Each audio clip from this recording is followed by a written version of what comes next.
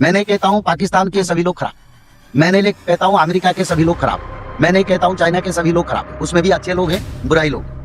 और आज भी हमारी सरकार कहते हैं सिंदूर हाँ ऑपरेशन जी। अभी भी चल रहा है, युद्ध का खत्म नहीं हुआ है, कभी भी उसका एक्टिव हो सकता है। और उसमें चाइना भी एंट्री करेगा, तुर्की भी एंट्री करेगा, अमेरिका उकसा रहा है।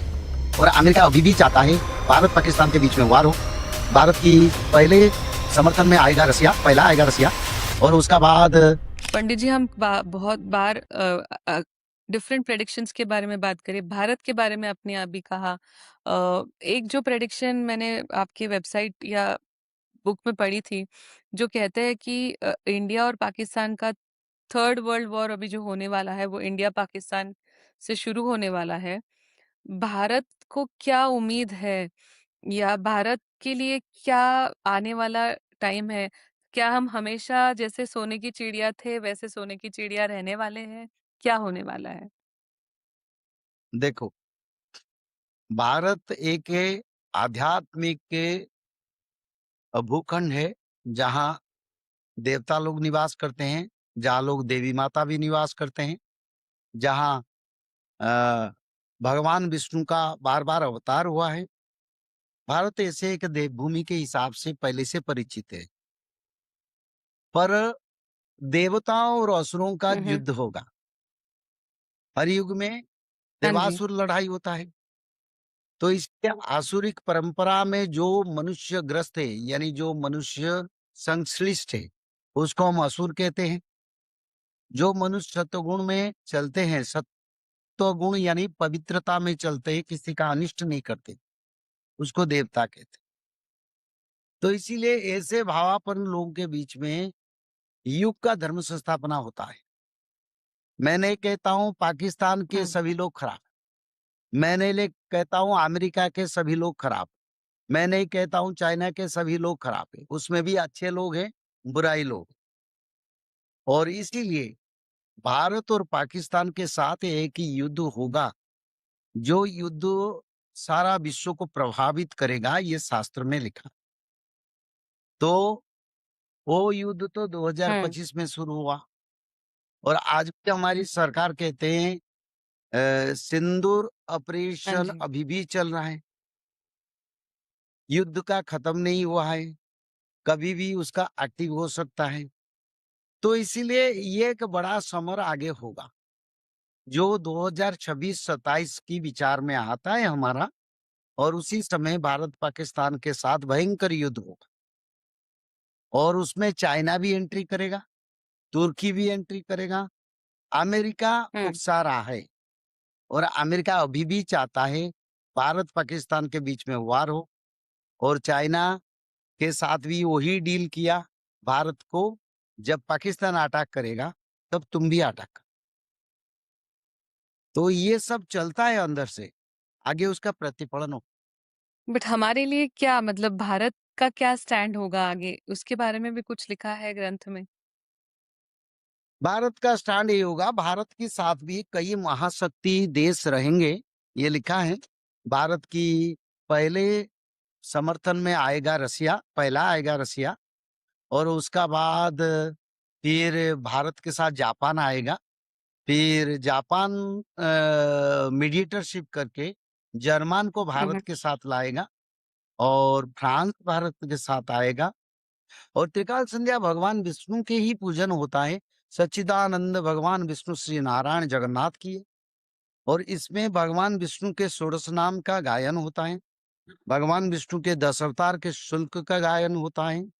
और दुर्गा माधव स्तुति एक भजन है भविष्य मालिका के, उसका भजन होता है।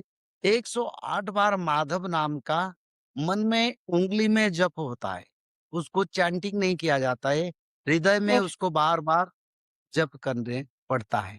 और ये त्रिकाल संध्या का तत्व है।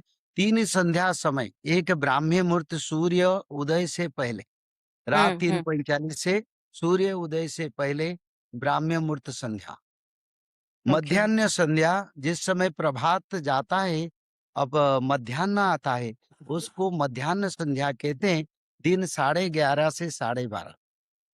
और एक सायं संध्या, जिस समय सूर्य देव अस्त होने के लिए जाते हैं, उससे आधा घंटे आगे, तीनों संध्या समय पर कोई भी मनुष्य इस भगवान विष्णु के मंत्र को भजन करेंगे, मैं इसका गारंटी देता हूँ, भगवान विष्णु सपना में आके दर्शन भी देते हैं। हाँ, ये हाँ किसी को जी। माने ना माने, पर मेरे पास लाखों इंस्टेंस है। मेरे पास कई लोग हैं जो लोग इसको प्रभु कर चुके हैं। हमको त्रिकाल संध्या में भगवान का दर्शन मिला और इसी कारण आज उसको हम कर रहे हैं और हर समय, हर पल हमको आगे, पीछे, हमारी भविष्य, वर्तमान सब कुछ हम जान पाते हैं। अच्छा। ये तो त्रिकाल सो बेसिकली आपने जो अभी ये कहा, आपकी टीम या आप इसको सिखाते हैं लोगों को, और आपको आपकी टीम को हम रीच आउट कर सकते हैं अगर किसी को त्रिसंध्या सीखनी हो और अपने जीवन में उसका आचरण करना हो। नहीं, इसको सीखना कुछ नहीं, सुनो, हम छोटे से स्पीकर देते हैं, जो लोग अनपढ़ है, जो एजुकेटेड नहीं है, वो लोग हाँ, उसको हाँ। सुन पाते हैं और ऐसे भी कोई मोबाइल में उसको डाउनलोड करके सुन सकता है। जो लोग पढ़ पाते हैं, हुँ, वो पढ़ते हैं। जो लोग नहीं पढ़ पाते, वो सुन के भी उसको वही फल प्राप्ति करेंगे। उसके लिए मैंने कोई स्नान विधि नहीं रखा हूँ। उसके लिए कोई सोच मार्ग का यानी ऐसे बैठ के कोई मंदिर में पूजन करने के लिए भी नहीं रखा रखा हूँ। बस इतना कहता हूँ उस मंत्र को वही समय पर, चाहे तुम ट्रैवलिंग करते हो, ऑफिस में हो, चाहे तुम कहीं किचन में भोजन बना रहे हो, कहीं कोई खेती में काम कर रहे हैं, बस उस मंत्र को मन में उच्चारण करो, मात्र उसमें 5 मिनट लगता है, ओके। सिर्फ 5 मिनट और ये मंत्र में भगवत दर्शन होता है। इसका गारंटी मैं दूँगा। उसके लिए मैं एग्रीमेंट के लिए तैयार हूँ। ज़रूर, इसमें मिलेगा, क्योंकि ये ज़रूर। भगवान विष्णु के मंत्र है और ये मंत्र मेरे को ऐसे नहीं मिले और भगवान की कृपा से उनकी मानो एक ब्लेसिंग है। तो जीवन में सिर्फ़ दिन के हमें 15 मिनट देने हैं, 5 मिनट सवेरे, 5 मिनट दोपहर और 5 मिनट शाम को। तो 15 मिनट अगर हम निकाल पाएँ तो डेफ़िनिटली हम सबके लिए अच्छा है और ओवरऑल ह्यूमैनिटी के लिए बहुत अच्छा होगा। नहीं, सबसे हुँ, बड़ा अच्छा है ये बेटी, इसमें मनुष्य का आयु बढ़ता है, अच्छा। उम्र बढ़ जाता है और इतना जो आगे 64 प्रकार का बीमारी आएगा धरती के तरफ, 64 डिजीज़ न्यू वायरस जनित डिजीज़ आएगा, हुँ, हुँ। 2028 में भारत में दखल दे सकता है। 2028 में भारत में दखल दे सकता है और उससे पहले चाइना, पाकिस्तान और Japan, Indonesia, Thailand, European country, mid east countries, American country, African country में ये बहुत रूप में ओ फैलेगा। तो इसी कारण जो बीमारी आएगा, उस बीमारी का दवाई यही है वाह! त्रिकाल संध्या। वाह!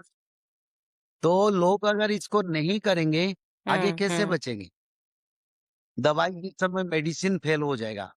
हमने देखे हैं कोरोना के समय हुँ, मेडिसिन हुँ। फेल हुआ है, लोग बूस्टर हाँ डोज़ जी। लेके भी मरे हैं। तो ऑलरेडी उसका प्रूव हो चुका है, आध्यात्मिक शक्ति से बड़ा शक्ति कुछ भी नहीं। तो मैं ये भी कहता हूँ, भारत में एक भी विश्व में इंटरनेशनली भी कोई भक्त जो लोग त्रिकाल संध्या करते हैं, जिसको मैं जानता हूँ, एक मनुष्य का मृत्यु हुँ, नहीं हुआ। हुँ।